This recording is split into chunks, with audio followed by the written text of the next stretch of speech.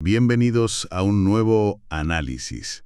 Hoy nos adentramos en un texto antiguo, un pasaje de una intensidad brutal, el capítulo 9 del libro de Oseas. Uf, sí.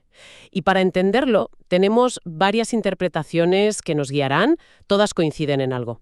Esto no es solo una advertencia, es la crónica de una fiesta que se tuerce. Es una imagen perfecta, la verdad, porque el capítulo 9 de Oseas marca un antes y un después. Un punto de inflexión. Totalmente. Ya no estamos en el terreno de las amenazas futuras. El tono cambia a un lamento, a la descripción casi forense de un juicio que ya está aquí. La tierra y, lo más importante, la presencia divina. Y todo como consecuencia directa de la idolatría, ¿no? Exacto. Es, literalmente, el duelo por una celebración que ha terminado en desastre. Venga, pues vamos a meternos en materia. El capítulo arranca con una orden que de entrada choca bastante. No te alegres, oh Israel. Fíjate qué manera de empezar. En pleno ambiente de cosecha, de celebración, lo primero que dice el profeta es: prohibido estar contento. ¿Qué está pasando aquí? Pues es que, como señalan todos los análisis, esa alegría era tóxica. Era una alegría falsa, pagana. Ah, vale. Israel estaba recogiendo las cosechas, viendo la abundancia, pero en lugar de agradecérselo a su Dios, se lo atribuían a los Baales, a los ídolos. Claro, celebraban el regalo, pero ignoraban por completo a quien se lo daba. No es que Dios esté en contra de la felicidad, sino de una felicidad que nace de un engaño. Precisamente. Y el texto usa una de las imágenes más duras de todo el libro para describirlo. Dice que Israel amó el salario de ramera en todas las eras de trigo. Uf, qué fuerte. Es una metáfora brutal. Les está diciendo: estáis disfrutando de esta prosperidad como si fuera la paga por vuestra prostitución espiritual. Vendéis vuestra lealtad al mejor postor. ¡Qué imagen! Y claro, si la alegría se basa en el trigo y el vino que creen que les dan los ídolos, supongo que el juicio atacará directamente a eso. Es que la ironía es poética y a la vez cruel. El juicio es quitarles precisamente el motivo de su fiesta. El texto dice: la era y el lagar no los mantendrán. Les faltará el vino nuevo. Justo. Las mismas cosas que celebraban les serán arrebatadas. Pero es que el castigo va mucho más allá de una mala cosecha. ¿A qué te refieres? Al destierro. El texto anuncia que volverán a Egipto y comerán manjar inmundo en Asiria. Claro, y Asiria en ese momento no era un concepto abstracto, era el superimperio militar que estaba a las puertas, la amenaza real. Exacto. Y Egipto, por su parte, es el símbolo de la esclavitud. Volver allí es como borrar toda su historia de redención. O sea que no es solo un castigo económico, es una aniquilación de su identidad, es volver al punto de partida. Totalmente. Y se agrava con el detalle de la vianda inmunda.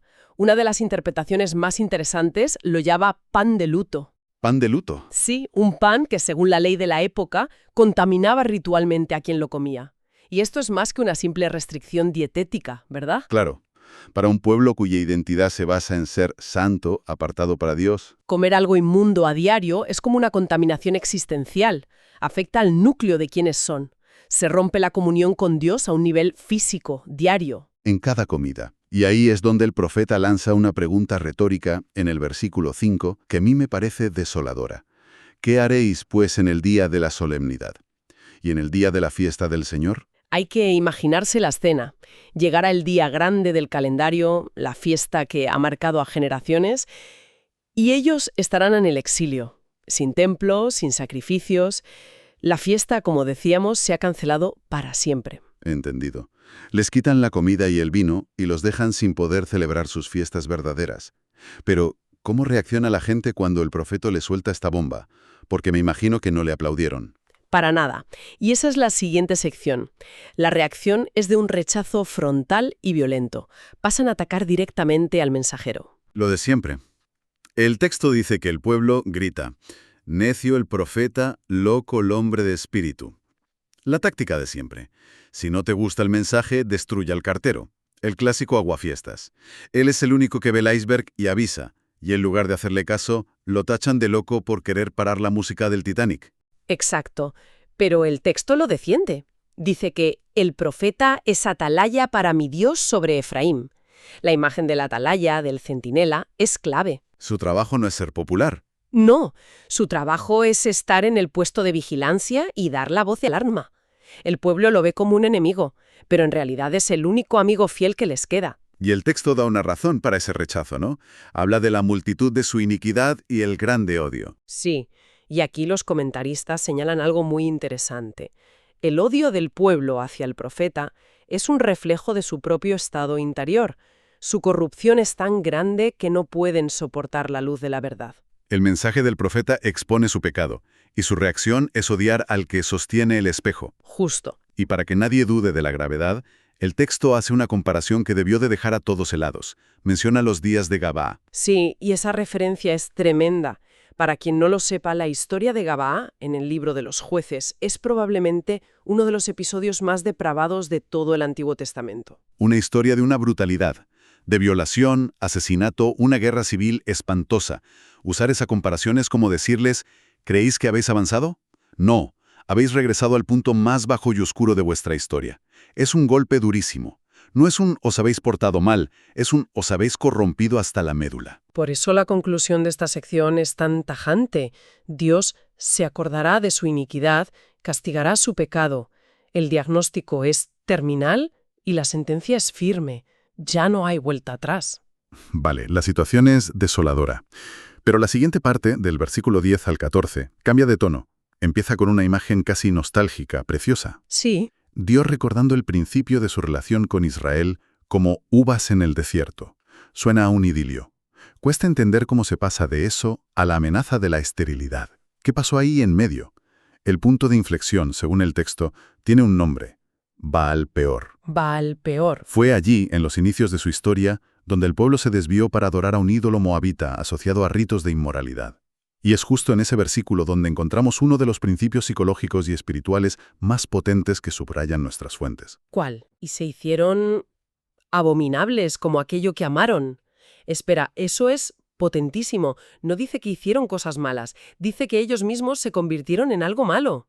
Es como si el texto nos dijera, cuidado porque te acabas pareciendo a lo que adoras. Esa es la clave. El principio de identidad. No es solo que sus acciones fueran abominables, es que su propia esencia, su ser, se fusionó con la naturaleza del ídolo corrupto. Te conviertes en lo que adoras. Exacto. Si adoras algo vacío, te vacías. Si adoras algo degradado, te degradas. Y a partir de ahí, la consecuencia es, de nuevo, una ironía devastadora. A ver. Adoraban a Baal, un dios de la fertilidad. Buscaban hijos, descendencia. ¿Y cuál es el juicio de Dios? La esterilidad absoluta. En la esterilidad. La gloria de Efraín, que son sus hijos, su futuro, volará cual ave. El lenguaje es explícito y crudo. No habrá nacimiento, ni preñez, ni concepción. Habla de vientres estériles y abortos. Es de una crudeza terrible. Ya no es un castigo político o económico como el exilio. Es un ataque a la vida misma, al futuro. Les quitan exactamente aquello que buscaban fuera de Dios. Es el juicio perfecto, en un sentido teológico. Desenmascara por completo la mentira del ídolo.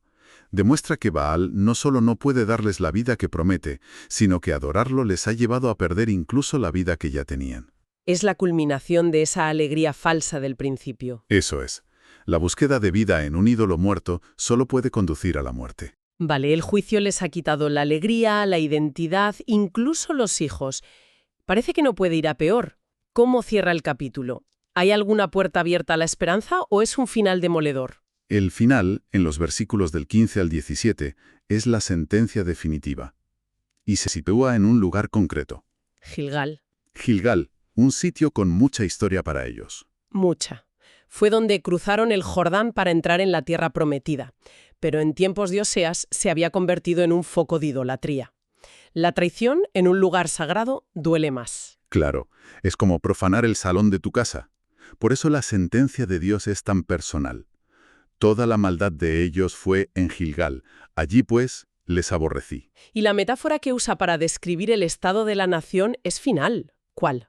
Efraín fue herido. Su raíz está seca y no dará más fruto. La imagen de la raíz seca es inapelable. Si la raíz está muerta, el árbol entero está condenado. No hay esperanza de que reviva. Correcto. Y si la raíz está seca, el resultado es inevitable. La expulsión. El último versículo es la profecía de la diáspora. Mi Dios los desechará, y andarán errantes entre las naciones, sin tierra, sin rey, sin identidad. El fin. El fin. Y una de nuestras fuentes señala que esto no fue una amenaza poética. Se cumplió de forma literal con la invasión asiria en el 722 a.C. El fin de la fiesta. Un final desolador.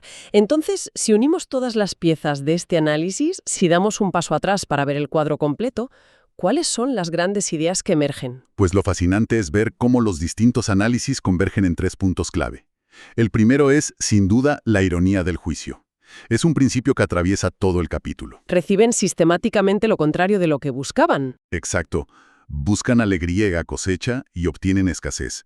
Buscan fertilidad a Baal y reciben esterilidad. Es como si el propio castigo estuviera diseñado para ser una lección, para desenmascarar la estafa del ídolo. Interesante. ¿Y el segundo? El segundo gran tema es el principio de identidad. La frase «se hicieron abominables como aquello que amaron» es fundamental. Nos enseña que la idolatría es mucho más que un acto, es un proceso de transformación. O sea que el texto nos está dando una especie de ley espiritual. Dime qué adoras y te diré en qué te estás convirtiendo, para bien o para mal. Justo.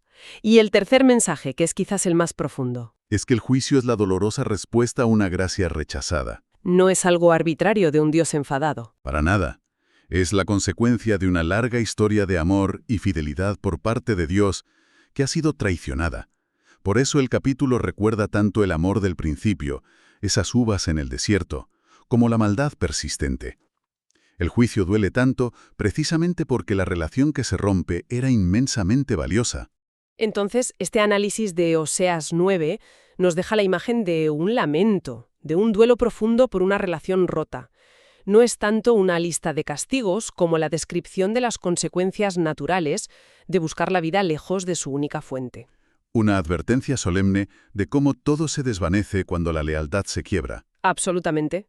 Y para terminar, uno de los textos que hemos manejado propone una reflexión final que lo trae a nuestro mundo.